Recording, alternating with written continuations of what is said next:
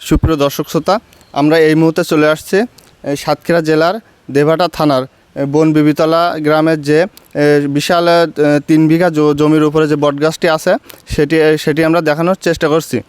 আর এই যে বটগাছ দেখতে পাচ্ছেন, এই বটগাছ বিভিন্ন রকম, যেমন ঈদ, পূজা, এসব অনুষ্ঠানে ব্যাপক আকারে মানুষ এখানে ভিড় জমায়, আর মানুষ সবাই এখানে দেখতে আসে।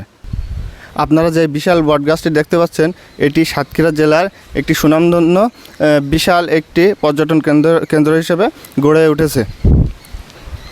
আর এই বটগাছের বিস্তারিত তথ্যচিত্র আপনাদের দেখানোর চেষ্টা করলাম।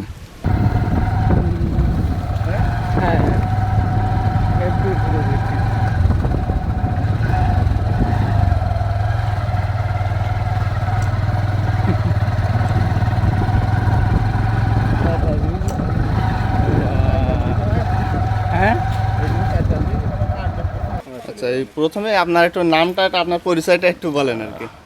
আমার নাম শ্রী তপন কুমার দে, আমার বাবার নাম হলো ডাক্তার মহাদেব চন্দ্র দে, দেবাটা। আচ্ছা, মানে কি আমরা স্থানীয় বাসিন্দার। আচ্ছা, এই জায়গাটা, এই বটগাছটা যেখানে অবস্থিত আছে, এই জায়গাটা কোন জায়গা তো এই ব্যাপারে? এটা দেবাটা বনবিবিতলা বলে। আর এই জায়গাটা কার? জায়গাটার মালিক আমরা। বাবা ছিল, এখন আমরা 4 ভাই মালিক। 4 ভাই মালিক এখন। হ্যাঁ। আর এই জায়গাটার ব্যাপারে একটু কিছু বলেন। এই বটগাছ আগে কোথা থেকে উৎপত্তি হয়েছে? মূল গোড়া আছে কি? মূল গোড়া আমরা খুঁজে পাইনি এখনো পর্যন্ত, কেউ খুঁজেও বলতে পারে না যে এটা মূল গোড়া। আর এই গাছটা কত বিঘা জায়গার উপরে জুড়ে আছে? আমাদের এখানে মোট হলো 32 বিঘা জমি। 32 বিঘা জমির ওপরে আছে বোধহয় 3-4 বিঘা জমির এরিয়া নিয়ে বটগাছটা আছে। আচ্ছা, আর এই বটের মূল খুঁজে পাওয়া যায়নি, কেউ বলতে পারে না, তাই তো? আর এই গাছের ব্যাপারে কোনো তথ্য থাকলে একটু আমাদের একটু বলতে পারেন।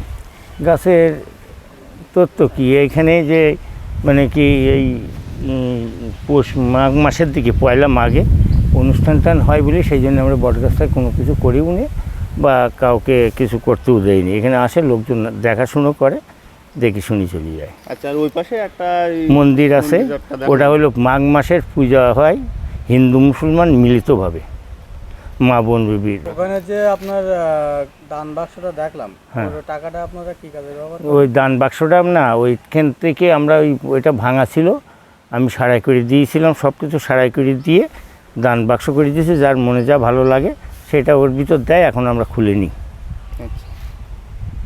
টাকাটা হলে পরে ওখানে একটা সামনি টামনি একটা যায়, একটা হবে। প্রত্যেক বছরে একবার করে খোলা হয়? হ্যাঁ, না খোলা হয় না, দান বাক্স এখনো খুলিনি। তো ওর যে টাকাগুলো আছে ওটা এখনো 1 বছর হয়েছে বোধহয়, 1 বছর পুরিনি এখনো, এটা ঠিক করেছি। টাকাগুলো কালেক্টর হয় কখন? ওটা মনে করেন মাঘ মাসের দিকে কালেকশন করে। পরিমাণ টাকা?